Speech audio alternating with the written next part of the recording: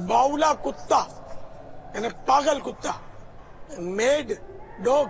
तो अगर किसी को पागल कुत्ता काट जाए तो अव्वल 11 बार ये दुरूद शरीफ, अल्लाहुम्मा सल्ली अला सय्यिदिना व मौलाना मुहम्मदिन व आलिहि व अला नूहि नबिय्यिका सलामुन अला नूहिन फिल आलमीन इन्ना कज़ालिका नजज़िल मुहसिनीन। इसके बाद तीसरा कलेमा कलेमा तमजीद 11 बार पढ़िए। इसके बाद फिर 11 बार वही दुरूद शरीफ पढ़िए। ये सब पढ़कर चिकनी मिट्टी को जो पानी से गूंद कर रखा है उस पर दम कर लीजिए और इसकी 7 गोलियां बनाइए और वो गोलियां 7 नाबालिग बच्चों को दीजिए। फिर हर बच्चे से एक एक गोली लेकर जमीन पर मारकर तोड़ दीजिए। ये अमल 3 दिन तक जारी रखिए। इंशाअल्लाह ताला मरीज सेहतयाब हो जाएगा। तीसरे दिन एक ऐसे नमाजी आदमी से जो सिगरेट बीड़ी वगैरह का आदी ना हो, मैं सिगरेट वगैरह ना पीता हूं और ना ही तंबाकू वाला पान खाता हूं। 1.25 पाव सोजी का हलवा उससे तैयार करवाइए। हलवा तैयार करने से कब्ल उसको वुजू करवा लीजिए और उस हलवे का सवाब हजरत सैयदना उवैस क़रानी अलैहि रहमतुल्लाह अल गनी की रूह मुबारक को इसाल कीजिए।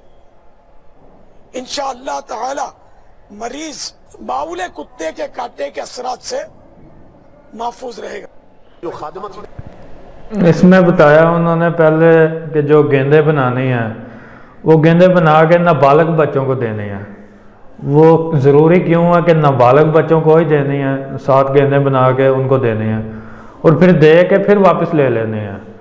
ये नहीं बताया कि ना कितनी देर बाद लेनी है, ये इन्होंने बताया नहीं है वैसे। लेकिन ये कहा कि दे के फिर वापस ले लेनी है और फिर उनको ज़मीन पे मार के तोड़ देना है। ज़मीन पे मार के तोड़ देना। वो मिट्टी की बनाई थी, मिट्टी की जो गेंदे हैं वो टूट जाएंगे तो फिर उससे असर होगा। और जो दूसरा बताया उसमें यह बताया कि वो बंदा पान वो वाला ना खाता हो जिसमें तंबाकू हो, दूसरा शायद खा सकता है, तंबाकू वाला पान ना खाता हो। तो ये एक वो पूरा फार्मूला है जिसके तहत वो असर होगा। ये नहीं पता कैसे असर होगा लेकिन ये होगा। और ये कहाँ लिखा है ये भी नहीं पता, सिर्फ ये एक टोटका बनाया हुआ है और इसको इस्लामी टोटका बना के पेश किया ना कि दरूद इसमें पढ़ना है और इस तरह से नेक बंदा ढूंढना है, ये करना है। ये क्या दीन का हिस्सा है? क्या ये दीन में बताया गया है? ये कहाँ बताया गया है ऐसे करने का? खुद बनाया तो अगर खुद बनाया तो फिर तो इसमें ये गलतियां जो मैंने कहा कि ये चीज़ें नहीं बताई, जो चीज़ें कि वो गेंदे कब वापस लेनी है और इस तरह की चीज़ें। और ये अगर खुद बनाया तो नहीं तो इस्लामी है तो कहाँ लिखा है ये बताएं। ये चीज़ नहीं बताएंगे ये। बचपन में जब गौसे आजम थे तो वो जो घर में खिदमत करती थी, गौसे आजम वो उठाया करती थी।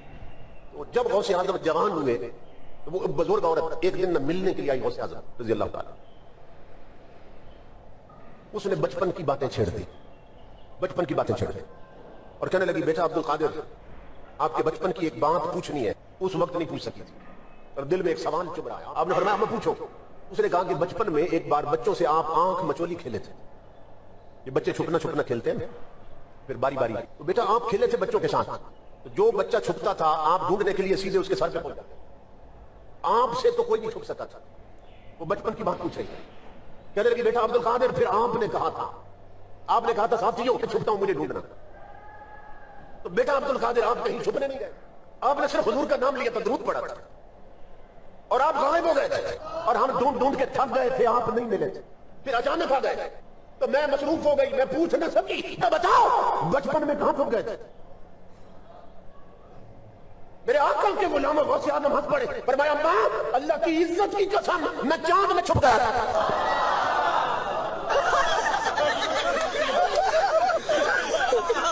यूरोप की तरफ देखने वालों, अमेरिका की तरफ देखने वालों, अमेरिका पर चांद में पहले कदम रखा है, अमेरिका पर चांद में पहले कदम रखा है। तू अपनी तारीख नहीं पढ़ता नादान, पीछे मुड़ के देख, तेरी कौम की माँ ने ऐसे ऐसे बच्चे जने हैं जो चांद पर आंख मचोली खेलते रहे। तो ये इन्होंने जो बात की है, ये बात है वैसे कि हम ना अपनी हिस्ट्री नहीं पढ़ते, तो हिस्ट्री में देखें उन्होंने बताया कि किस तरह के लोग हैं कि चांद पे बचपन में वो आंख मचोली चांद पे खेल के आए हैं, इस तरह के लोग मौजूद हैं। अपनी हिस्ट्री नहीं पढ़ते। और अमेरिका को हमने तस्लीम किया हुआ है जी, उसने पहला कदम रखा था, मेरे ख्याल में 1969 में रखा था, वो उनकी एक फ़्लाइट उधर लैंड किए थे, तो उनको तस्लीम करते हैं, लेकिन खुद नहीं डिक्लेयर किया मुसलमानों ने कि हमारा बंदा भी एक था। यही है ना कि हिस्ट्री पढ़ी भी नहीं, अगर पढ़ी होती, कुछ लोगों ने पढ़ी है, जैसे ये आलिम है इन्होंने पढ़ी है, तो इन्होंने भी डिक्लेयर नहीं किया, जाके किसी गवर्नमेंट के अथॉरिटी को नहीं कहा कि आप डिक्लेयर करें ऐसे कि हमारे बंदा भी ऐसा था मुसलमानों का। तो वो तो इनसे भी पहले वो लैंड किए हुए उधर, तो इन्होंने डिक्लेयर यहाँ इन्होंने भी नहीं किया इस तरह का काम। हालांकि कहते हैं ना कि आपने हिस्ट्री नहीं पढ़ी, लेकिन इन्होंने पढ़ी है तो खुद भी इन्होंने नहीं किया। लेकिन यहाँ ये चीज़ मैं वैसे कह रहा हूँ, हकीकत ये है कि ये कहानी है, हिस्ट्री नहीं है। इन्होंने कहानी सुनाई है, अगर हिस्ट्री होती, सच्ची हिस्ट्री होती, तो फिर तो डिक्लेयर करना था और पता चलना था कि मुसलमानों ने पहले वो लैंड किया। तो इस तरह की चीज़ ये इन्होंने खुद बनाई है, और ख़ुद बना के और बस अपने लोगों को सुनाते हैं जो सुनने के इस चीज़ को एक्सेप्ट करने के काबिल होते हैं। हर बंदा तो एक्सेप्ट नहीं करेगा, तो जो लोग ऐसे होते हैं कि जो इनको एक्सेप्ट करते हैं वो फिर उन्हीं को सुनाते हैं। लेकिन यहाँ सबसे मज़ाहिया बात यह है कि ये बनाते हुए सोचते नहीं हैं ये कहानियाँ, कि कोई बंदा पूछ भी सकता है या हम सुनाएंगे तो क्या इससे इम्प्रेशन जाएगा कि गलत कहानियाँ सुना रहे हैं और इसको इस्लाम की हिस्ट्री कह रहे हैं। अगर कोई गैर मुस्लिम सुनेगा तो वो कहेगा कि ये कहानी कहाँ से बनाई है, और इसको अगर आप इस्लाम की हिस्ट्री बना के सुना रहे हैं तो इसका मतलब है आपका तो इस्लाम किसी भी चीज़ पे हो सकता है, आपके इस्लाम में तो कोई भी चीज़ आ सकती है जो मन घड़त भी है। वो तो यही बंदा कहेगा ना जो गैर मुस्लिम है, वो तो यही फिर समझ लेगा और हर किसी को यही बताएगा कि इनके इस्लाम में कोई भी चीज़ ऐड की जा सकती है जो भी मन घड़त हो। तो ये कहानियाँ बना के एक गलत इंप्रेशन देते हैं। एक ईसाई ने ऐलान किया कि हमारे नबी मुर्दों को जिंदा करते थे। मुस्तफा जाने रहमत से कोई वाकया ऐसा नहीं हुआ किसी मुर्दे को जिंदा किया। ईसाई ऐलान करता था। गौसे आजम को जब यह खबर मिली कि एक ईसाई कहता है नबी ने किसी मुर्दे को जिंदा नहीं किया और हजरत ईसा मुर्दों को जिंदा करते थे, आप गए और जाने के बाद उस ईसाई से आपने फरमाया, ए ईसाई तू कहता है कि मेरे नबी ने किसी मुर्दे को जिंदा नहीं किया और हजरत ईसा ने मुर्दों को जिंदा किया? कहा हाँ। कहा मैं नबी नहीं, मैं नबी का गुलाम, कई पुश्तों के बाद उनकी औलाद हूं। मैं नबी नहीं, मगर अगर मुर्दा जिंदा करना तेरे नजदीक सबसे बड़ा कमाल हो तो ले चलो जिस मुर्दे को कहो मैं जिंदा करता हूं, मुझे ले चलो। तो ईसाई सोचने लगा कि अब इनसे कोई ताजा ताजा मुर्दा ना जिंदा कराया जाए, कोई बासी जो 100-200 बरस का हो चुका हो, जिसकी हड्डी का भी पता ना हो। गया एक पुरानी कब्र में खड़ा हो गया, गौसे आजम की तरफ इशारा किया, आप इसे जिंदा कर दीजिए। गौसे आजम फरमाते तू जानता था कि ये कौन है? हाँ ये सब मैं नहीं जानता, मैं सुनता हूं कि मेरे इलाके की सबसे पुरानी कब्र है। गौसे आजम फरमाते ये अपने वक्त का कव्वाल है। क्या है? कव्वाल है। ये जिंदा तो हो ही जाएगा, तुम कहो तो कव्वाली पढ़ता हुआ उठे। और अच्छी बात है। आप करीब पहुंचे कब्र के, क्या तुम्हारे नबी जब मुर्दे को जिंदा करते थे तो क्या कहते थे? कहा हमारे नबी कहा करते थे कुम बेइज़्निल्लाह, ए मुर्दे जिंदा हो जा, अल्लाह के हुक्म से बस मुर्दा जिंदा हो जाता था। गौसे आजम कब्र के करीब खड़े होते हैं, खड़े होने के बाद कब्र की तरफ निगाह डालते हैं, आपके चेहरे पर जलाल के आसार नमूदार होते हैं। कुम बेइज़्निल्लाह फरमाते हैं, कब्र नहीं शक होती, कुम बेइज़्निल्लाह कब्र शक नहीं होती। गौसे आजम को जलाल आया, कब्र पर एक ठोकर मारी और कुम बेइज़्नी मुर्दे जिंदा हो जा मेरे हुक्म से, कब्र फटती है, मुर्दा उठता है और कव्वाली पढ़ता हुआ गौसे आजम के कदमों। एक बात तो बाद में आपको बताता हूँ जो एंड पे इन्होंने ये की कुंभे इज़्नी। इससे पहले आपने क्या नोट किया कि जब ये सुना रहा था कि अब्दुल कादिर जिलानी रहमतुल्लाह अलैह ने कहा कि अगर आप कहो तो ये कव्वाली पढ़ता हुआ उठेगा, तो आगे जो लोग बैठे हुए हैं उन्होंने सुबहान अल्लाह भी कहा था, काफ़ी सारे लोगों ने कहा था, आवाज़ आई थी, तो वो सुबहान अल्लाह भी कह रहे हैं, यानी कि लोग इस तरह के बैठे हैं कि जो इसको अप्रिशिएट भी कर रहे हैं इस बात पे जो ये सुना रहा है।